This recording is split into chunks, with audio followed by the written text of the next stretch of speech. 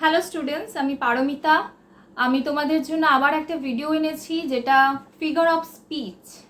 তার আগে একটু বলো তোমরা সবাই কেমন আছো, তোমাদের কেমন চলছে আমাকে জানাও, আমাকে কমেন্টস করো। আর যদি ভালো লাগে আমার ভিডিও, প্লিজ আমাকে সাবস্ক্রাইব করো, আমাকে এগিয়ে নিয়ে যেতে সাহায্য করো। তোমাদের সাপোর্ট ছাড়া আমাদের পক্ষে চলা সত্যি খুব কঠিন, তাই তোমাদের সাপোর্ট আমাদের ফুল অন লাগবে। আর যদি কোনো সমস্যা থাকে আমাকে জানিও। তো আজকের ভিডিওটা আমি শুরু করছি। আজকে আমি ফিগার অফ স্পিচ নিয়ে পড়াশোনা করব, বা তোমাদেরকে একটু বোঝাবো যে ফিগার অফ স্পিচটা কি। ফিগার অফ স্পিচটা কি বোঝার জন্য আমাদের একটু বুঝে নিতে হবে যে এটা কোথায় ব্যবহৃত হয়। এগুলো বাক্যাংশে ব্যবহৃত হয়, আমাদের কথার মধ্যে আমরা এগুলো ব্যবহার করে থাকি। আর এগুলো ব্যবহৃত হয় সাধারণতভাবে সাহিত্যে।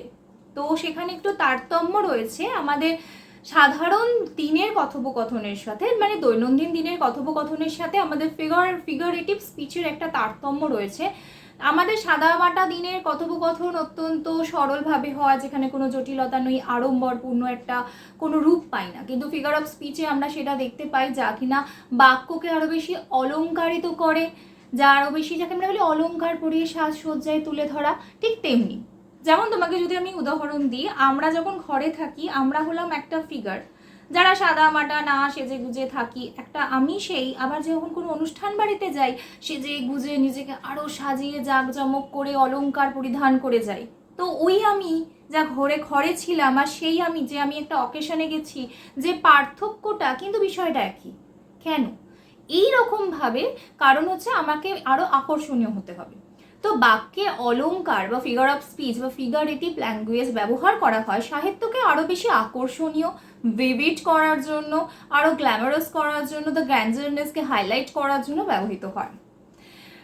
তো সাধারণভাবে মানসিক চিত্রকে আরও বেশি কাল্পনিক করা, আরও বেশি রোমাঞ্চকর করা কথোপকথনের মাধ্যমকে, সেটার জন্যই ফিগারেটিভ স্পিচ ব্যবহৃত হয়। আমি যদি একটা উদাহরণ দিই, আমি পড়াশোনা ভালোবাসি, এটা সাধারণ কথা, আমাদের চলতি কথা। এটাকে যদি আমি ফিগারেটিভ মুডে ফেলে কথা বলি, ওটা কিন্তু আমি ভুল বললাম, হ্যাঁ, প্লিজ ডোন্ট মাইন্ড। আমি যদি ফিগারেটিভ স্পিচে ফেলে কথা বলি, তাহলে হবে পড়াশোনা আমার কাছে মুক্তির আর একটা পথ।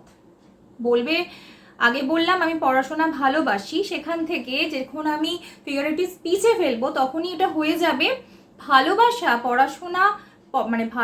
পড়াশোনাকে আমার স্বাধীনতার একটা অন্য পথ। মানে আমি যেটা ভালোবাসছি, সেটা আমি ভালোবাসছি কিসের জন্য? আমাদের মুক্তির জন্য, আমাদের ভালো লাগার জন্য।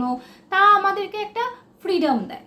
তো এইভাবে ঘুরিয়ে কথা বলা, যেটা একই ভাবা সাধারণ একটা কথা, যেটাকে আরও বেশি অলংকারিত করে দিচ্ছে, এই হলো ফিগার অফ স্পিচের একটা স্বাভাবিক প্রারম্ভিক জলের মতো যদি আমি তোমাদেরকে বোঝাই, যা আমাদের একটা সহজভাবে, জটিলভাবে নয়, সহজভাবে আমাদের বুঝতে সাহায্য করে যে ফিগারেটিভ স্পিচটা কী। এবার ফিফথ সেমে প্রত্যেকটা ছাত্রছাত্রী যারা জেনারেলে পড়ছো, তাদের ইংলিশ আছে এবং ইংলিশে এই ফিগারেটিভ স্পিচ আছে, এবং 10টা করে আসবে, লাইন তুলে দেবে, তোমাদেরকে আইডেন্টিফাই করতে হবে। তো আমি তোমাদেরকে একের পর এক প্রত্যেকটা ফিগার অফ স্পিচের একদম সিম্পলি, একদম লুসিডলি তোমাদেরকে ব্যাখ্যা ডেফিনেশন দিয়ে দেবো, যাতে তোমাদের অনেকটা আন্ডারস্ট্যান্ড করতে সহজ হয় এবং আইডেন্টিফাই করতে সহজ হয় যে এটা what kinds of mood this is, এইরকম একটা ব্যাপার। তো ফিগার অফ স্পিচের আজকে প্রথমে যেই ফিগারটাকে নিয়ে আলোচনা করব, সেটা হচ্ছে simile. What is the simile? Simile is a উপমা, বা একটা উদাহরণ বা তুলনা করা হয়, যেখানে কম্পেয়ার করা হয়। ঠিক আছে, এটা ফিগারেটিভ যে মুড আছে বা ফিগারেটিভ যে ল্যাঙ্গুয়েজ আছে, সেখানে একটা রেথরিক্যাল ফর্মে ব্যবহৃত হয়, যা আরও বেশি আলংকারিক করে আমাদের যে শব্দ রয়েছে সেই শব্দকে। আর ফিগারেটিভ স্পিচের মধ্যে যে সিমিলি আছে, যেটা দিয়ে অ্যাড্রেস করা হয় বা চিহ্নিত করা হয়, সেটা হচ্ছে as, like and then. As, এই সেন্টেন্সটা আমরা পাবো, লাইক পাবো, দেন পাবো।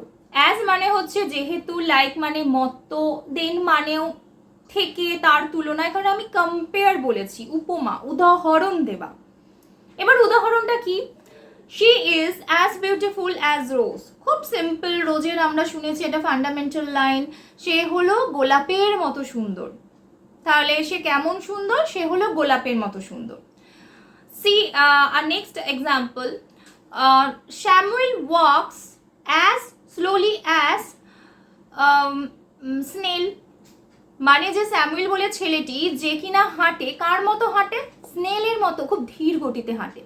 এবার এটা একটা ভিন্ন ধর্মী দুখানা জাতি, একটা মানুষ যে স্যামুয়েল, যে একটা ছেলে, আর একটা স্নেল হলো একটা আলাদা ক্রিয়েচার। এই ভিন্ন ধর্মী দুটো জাতিকে একটা জায়গায় আনা, তাদের একটা কমন ফ্যাক্টর আছে, যেটা হচ্ছে তাদের গতিটা। তো সিমিলিতে এটাই করা হয়, দুখানা সম্পূর্ণ contrasted to each other. Any object, any person, there to come in a one sentence for using the comparison to each other. সে হলো তার মতো সুন্দর, সে হলো তার মতো হাঁটে, সে তার মতো বুদ্ধিমান, জাস্ট লাইক দ্যাট। আর রাম whistles like birds. এবারে পাখি হলো একটা আলাদা ক্রিয়েচার, আর রাম হলো একটা আলাদা একটা মানুষ। সে কেমন ভাবে বাঁশি বাজাচ্ছে? সে পাখির মতো বাঁশি বাজাচ্ছে। এটা কেন? কারণ আমরা জানি পাখি একমাত্র সুরে গায়, সুরের সাথে হুইসেলের একটা সম্পর্ক, মানে টার্ম অফ দ্য মিউজিকের একটা কানেকশন রয়েছে। তো এটা এর মধ্যে যুক্ত রয়েছে। তো সেই জন্যই আমরা এই ব্যাখ্যাটা পেলাম এবং সহজভাবে তোমাদেরকে বললাম। প্লিজ আমাকে সাবস্ক্রাইব করো, আমাকে এগিয়ে নিয়ে যেতে সাহায্য করো। তোমাদের সাপোর্ট ছাড়া আমাদের পক্ষে চলা সত্যি খুব কঠিন, তাই তোমাদের সাপোর্ট আমাদের ফুল অন লাগবে। আর যদি কোনো সমস্যা থাকে আমাকে জানিও।